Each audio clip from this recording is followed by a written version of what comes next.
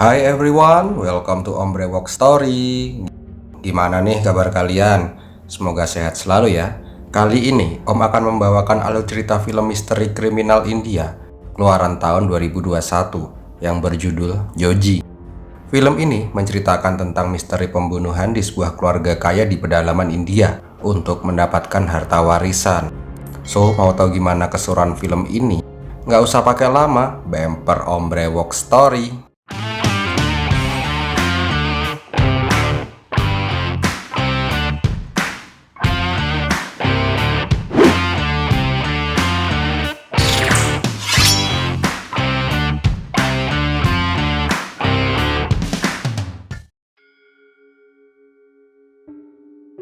Awal film diperlihatkan sebuah keluarga kaya di daerah dataran tinggi Kerala, India. Di rumah itu tinggal 6 orang anggota keluarga, yaitu Kutapan Panachel, kepala keluarga yang tegas dan lebih bisa dibilang sebagai orang yang otoriter. Jomon Panachel, anak tertua keluarga Panachel, bekerja sebagai pengurus perkebunan milik ayahnya.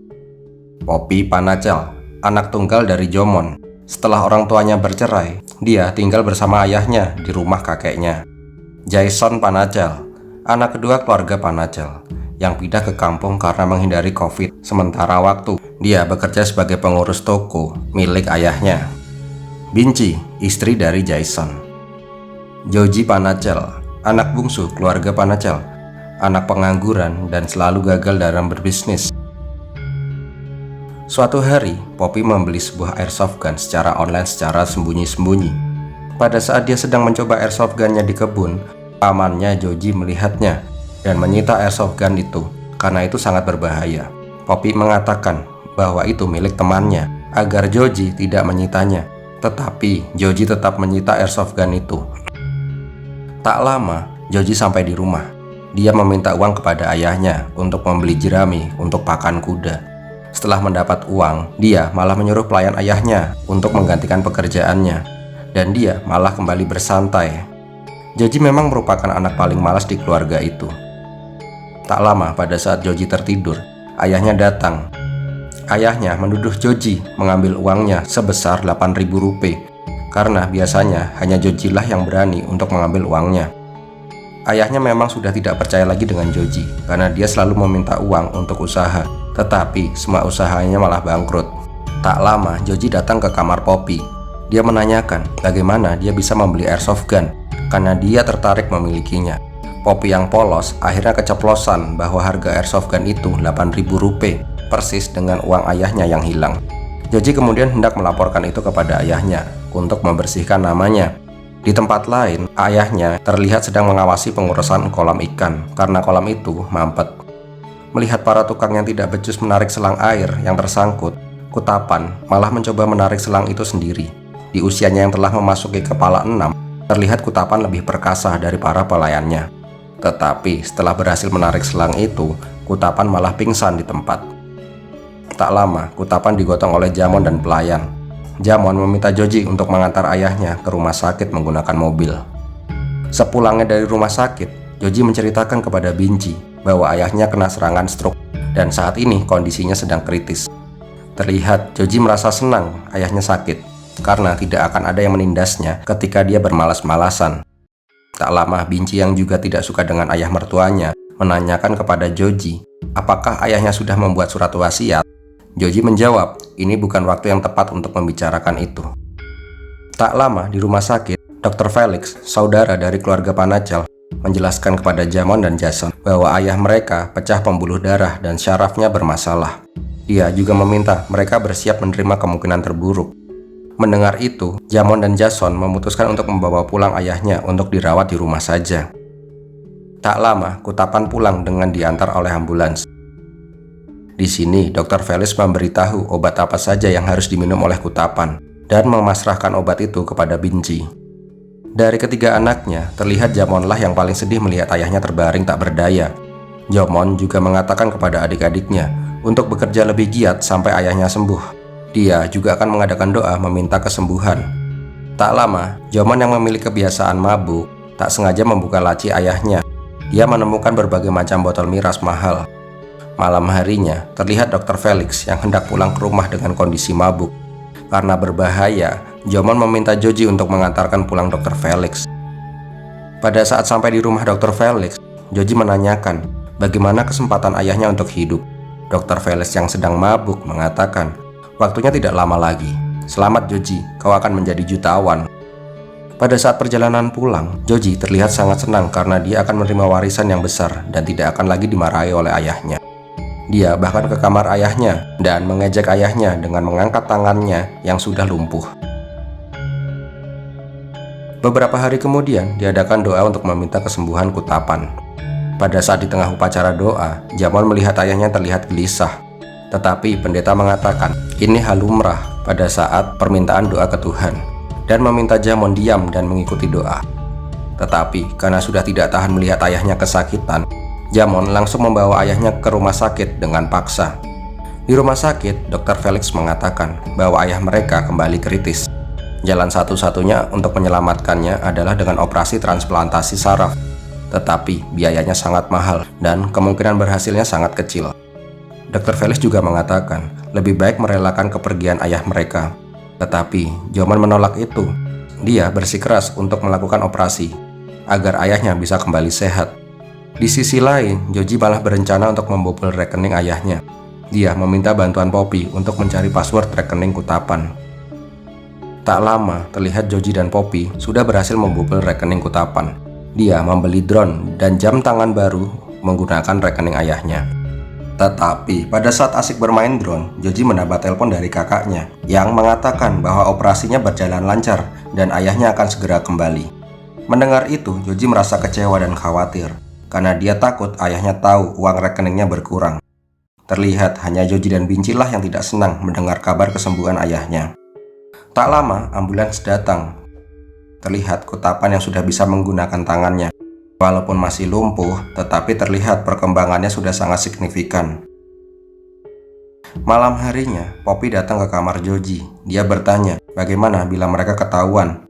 Mendengar itu, Joji menyuruh Poppy keluar karena dia sendiri bingung harus berbuat apa. Keesokan harinya, Jason terlihat meminta ayahnya untuk menandatangani cek untuk mengurus keperluan perkebunan yang terlantar karena ayahnya kemarin sakit. Di sini, Jason memberanikan diri berbicara dengan ayahnya. Dia meminta uang kepada ayahnya untuk membeli rumah di kota agar dia dan istrinya bisa mandiri. Tetapi ayahnya malah berkata, dia curiga bahwa selama ini anak-anaknya ingin dia mati dan mendapatkan warisan. Ayahnya juga mengatakan, selama aku masih hidup, tidak ada yang akan mendapatkan uang sepeser pun. Ternyata, ide itu adalah ide dari Binci. Jason mengatakan, jangan pernah menyuruhku melakukan itu lagi, karena ayah tidak akan memberikan uang ketika dia masih hidup. Binci yang kesal karena idenya ditolak, mencurahkan kekesalannya ke Joji. Joji yang saat itu juga sedang dalam masalah, akhirnya terprovokasi. Dia akan meminta ayahnya pensiun saja dan memintanya untuk menyerahkan perkebunan, toko, dan kontrakan kepada anak-anaknya. Tetapi setelah bertemu ayahnya, nyali Joji yang sebelumnya berapi-api mendadak ciut. Dia hanya bisa memohon kepada ayahnya agar istirahat dan selama dia sakit biar usahanya diambil alih olehnya. Tiba-tiba Kutapan mencekik Joji dan mengatakan, jangan pernah berharap karena setiap bisnis yang kau jalani pasti selalu gagal. Akhirnya, Joji menyendiri di tepi kolam. Dia kemudian mendapatkan ide gila. Tak lama, Joji pergi ke kota untuk membeli obat di apotek. Dia berniat menukarkan obat ayahnya dengan obat palsu. Keesokannya, pada saat ayahnya berjemur di teras, Joji langsung menukarkan kotak obat milik ayahnya. Tetapi pada saat akan menukar kotak obat itu, tak sengaja Binci melihatnya. Melihat itu, Binci malah tidak memperdulikannya, karena dia juga ingin ayah mertuanya mati. Dan hari-hari kemudian Joji selalu menukar obat ayahnya tanpa halangan. Suatu hari, pada saat Joji di tepi kolam, terdengar kepanikan karena ayahnya kritis dan akan segera meninggal. Kemudian Joji berjalan dengan santai pulang ke rumah. Tak lama, Kutapan meninggal dunia. Terlihat tetangga dan sanak keluarga hadir untuk melayat. Tetapi tidak tampak keberadaan Joji. Ternyata Joji malah sedang tidur di kamarnya. Dia masih tidak percaya dia membunuh ayahnya sendiri. Binci kemudian menyuruh Joji untuk keluar karena banyak orang yang menanyakannya. Di lain tempat, Dr. Felix menerima laporan bahwa Jomon yang sedang mabuk berniat menyalakan petasan pada saat ayahnya akan dimakamkan. Dr. Felix yang mencoba mencegahnya dibantah oleh Jomon. Dia mengatakan bahwa ayahnya dulu pernah berpesan, di saat kematiannya dia tidak ingin orang-orang lain sedih. Sehingga Jomon berinisiatif menyalakan petasan agar pemakaman ayahnya seperti pesta. Tetapi petasan itu malah jadi omongan orang-orang desa dan beredar isu bahwa kematian Kutapan adalah hal yang disengaja karena perebutan warisan. Setelah pemakaman, terlihat Joji berlari di hamparan perkebunan. Dia merasa senang karena sebentar lagi semua perkebunan itu menjadi miliknya. Malam harinya setelah kematian Kutapan, semua keluarga berkumpul. Hadir juga Dr. Felix sebagai mediator. Dia mengatakan bahwa terdengar rumor tidak sedap bahwa kematian Kutapan itu disengaja dan ada sebagian warga ingin jasad Kutapan diotopsi. Tetapi hal itu tidaklah penting untuk saat ini. Dr. Felix kemudian membacakan surat wasiat Kutapan mengenai warisan. Jomon sebagai anak pertama berhak mendapatkan perkebunan. Jason sebagai anak kedua berhak mendapatkan toko di kota. Joji sebagai anak bungsu mendapatkan hak rumah dan kontrakan. Sedangkan uang di rekening Kutapan akan diberikan kepada cucunya, Poppy. Tak lama, Jomon sebagai anak tertua menyela pembicaraan itu dan mengatakan bahwa mereka tidak menghormati ayah. Karena membahas itu ketika ayahnya baru saja mati. Dia ingin upacara kematian ayahnya selesai dulu baru membahas warisan. Terjadi perselisihan ketika Jason mengatakan ini hal penting karena dia sekarang sudah tidak memiliki uang lagi karena uang tabungannya telah habis untuk biaya rumah sakit dan pemakaman ayahnya. Dia ingin segera mendapatkan warisannya agar bisa segera membeli rumah dan meninggalkan rumah ini yang sekarang jadi milik Joji. Melihat perselisihan itu, Joji kemudian angkat bicara. Dia mengatakan dia memiliki tabungan sebesar 3 lak. Dia mempersilahkan Jason memakainya dulu dan bisa mengembalikannya setelah upacara kematian ayahnya selesai. Joji juga mempersilahkan semua orang tinggal di rumah itu. Untuk tinggal selama mereka mau, dia tidak akan mengusir mereka. Mendengar itu dari mulut Joji, semua terheran. Tetapi semua sepakat untuk menunda pembagian warisan setelah upacara kematian selesai. Pada saat upacara kematian, Jomon yang merasa harus melakukan klarifikasi untuk menepis rumor kematian ayahnya, kemudian memberikan klarifikasi tentang petasan tempo hari. Tetapi setelah itu, Jomon malah mabuk di upacara kematian, sehingga dia malah berdebat dengan pendeta. Joji yang melihat itu menarik kakaknya ke kamar. Di kamar sudah ada keluarga yang berkumpul. Mereka menyalahkan Jomon karena mabuk dan berdebat dengan pendeta. Karena hal itu malah akan membuat keluarga mereka semakin disudutkan. Tetapi Jomon yang tidak ingin disalahkan mempersilahkan bila warga ingin melakukan otopsi jenazah ayahnya. Mendengar itu, Joji yang takut ketahuan bila ayahnya diotopsi malah menyebut Jomon sebagai pemabuk tidak berguna, sehingga dia harus menerima bogem mentah dari kakaknya.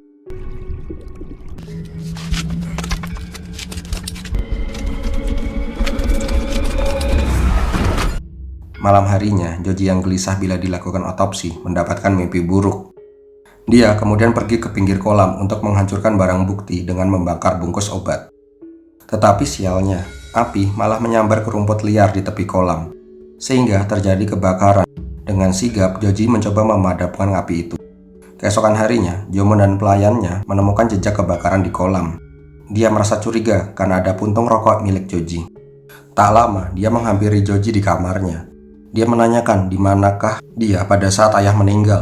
Karena dia mendapat rumor bila ketika ayah mereka meninggal, semua orang panik dan dia malah berjalan dengan santainya. Dia mengetahui dari Sudi bahwa dia juga melihat Joji sedang memancing di kolam. Rumor itu akhirnya menyebar dan warga menduga bahwa Kutapan mati karena dibunuh anggota keluarganya sendiri. Belum lagi kenyataan bahwa setelah operasi Kutapan memang menunjukkan perkembangan yang membaik. Tetapi tiba-tiba dia meninggal tanpa sebab yang jelas. Mendengar itu, Joji mengelak dan menuduh Sudi memfitnahnya. Dia pun mengajak Jomon untuk mencari Sudi untuk meminta klarifikasi. Tak lupa, Joji membawa airsoft gun milik Poppy.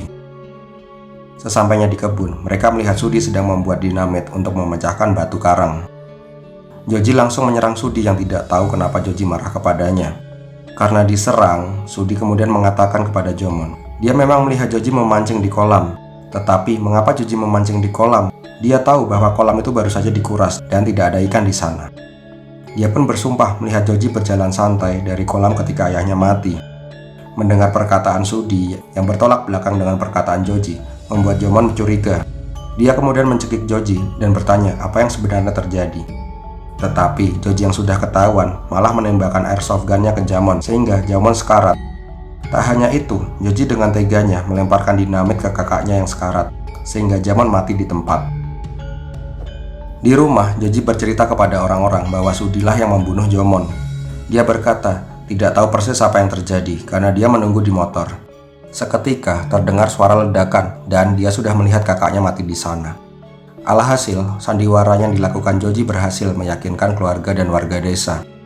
Karena ini kasus pembunuhan, warga desa ingin melaporkan ini ke polisi.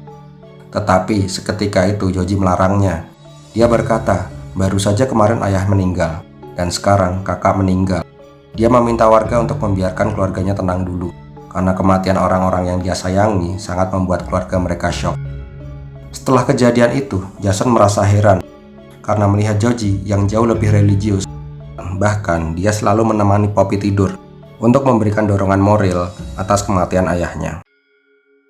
Tak lama, polisi berhasil menangkap Sudi. Sudi mengatakan dia tidak bersalah dan tidak membunuh Jomon. Tetapi polisi masih mendalami lebih lanjut kasus pembunuhan Jomon. Joji yang melihat itu merasa panik. Tiba-tiba Jason datang ke kamarnya. Dia bertanya kepada Joji, kenapa pengakuan Sudi bertolak belakang dengan pengakuan Joji. Tetapi Jason masih belum bisa memutuskan harus percaya kepada siapa. Kemudian Jason menagih janji Joji meminjamkan uang 3 lak dan memintanya segera mentransfer. Malam harinya, Jason mendapatkan telepon dari kepolisian. Setelah jasad Jomon diotopsi, ternyata terdapat luka tembak di kepalanya dan ditemukan proyektil airsoft gun. Hal ini semakin membuat Jason mencurigai Joji karena semua yang dia katakan tidak benar. Pagi harinya, Poppy yang mengetahui ayahnya ditembak airsoft gun kemudian mendatangi kebun di mana dia pernah menembakkan airsoft gun-nya ke pohon. Dia mengambil proyektil airsoft gun itu untuk bukti. Tak lama, Joji bangun dari tidurnya. Ketika hendak merokok di toilet, dia mendapatkan kabar bila hasil otopsi kakaknya telah keluar. Ditemukan proyektil airsoft gun bersarang di kepalanya. Ketika Joji turun dari kamarnya, ternyata keluarganya sudah berkumpul. Mereka menanyakan tentang kematian Jomon. Di sini, Joji kembali bersandiwara dengan mengatakan mungkin Sudi memiliki airsoft gun. Tetapi keluarganya kali ini tidak ada yang percaya, karena Sudi merupakan orang miskin.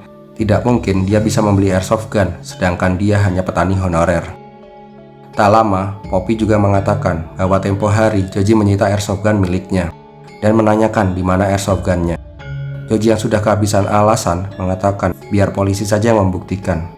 Mendengar Joji yang masih mengelak, Binci kemudian mengatakan, sudah cukup Joji, sudahi sandiwaramu. Merasa tersudut, Joji kemudian memanggil Jason keluar untuk berbicara empat mata. Joji kemudian mengakui semuanya. Dia yang membunuh ayah mereka dan dia jugalah yang membunuh Jomon. Tetapi Joji mengancam, dia mengatakan bahwa ketika dia membunuh ayah mereka, Binci tahu akan hal itu dan membiarkan dia menukar obat yang seharusnya Bincilah yang bertanggung jawab memberikan obat kepada ayahnya. Dan dia juga mengancam dia akan memberitahu polisi bahwa Jason menerima sogokan 3 lak sebagai uang tutup mulut. Joji meminta Jason untuk membantunya atau mereka semua akan tamat. Tetapi Jason mengatakan, aku tidak akan membantu pembunuh sepertimu walaupun kau menodongkan pisau di leherku. Kemudian dengan bingung Joji masuk ke kamarnya. Ketika dia melihat mobil polisi datang ke rumahnya, Joji yang panik kemudian menulis pesan WA kepada keluarganya. Dia menulis catatan bunuh dirinya dan menyalahkan orang-orang atas semua perbuatannya. Dan tak lama terdengar suara tembakan. Kemudian terlihat darah keluar dari kamarnya. Dan filmnya pun berakhir. Di post after credit, ternyata percobaan bunuh diri Joji gagal. Dia dibawa ke rumah sakit karena tembakannya mengenai sarafnya, sehingga dia menjadi lumpuh seluruh tubuh. So, gimana menurut kalian film ini? Tulis di kolom komentar ya. So, bagi kalian yang suka dengan video ini, silahkan untuk like, komen, dan share. Jangan lupa, bagi yang belum subscribe, untuk subscribe dan klik lonceng notifikasi agar kalian gak ketinggalan video-video terbaru dari channelnya Om Brewok Story. Terima kasih sudah menonton, Om Brewok pamit, Pir Milatihin.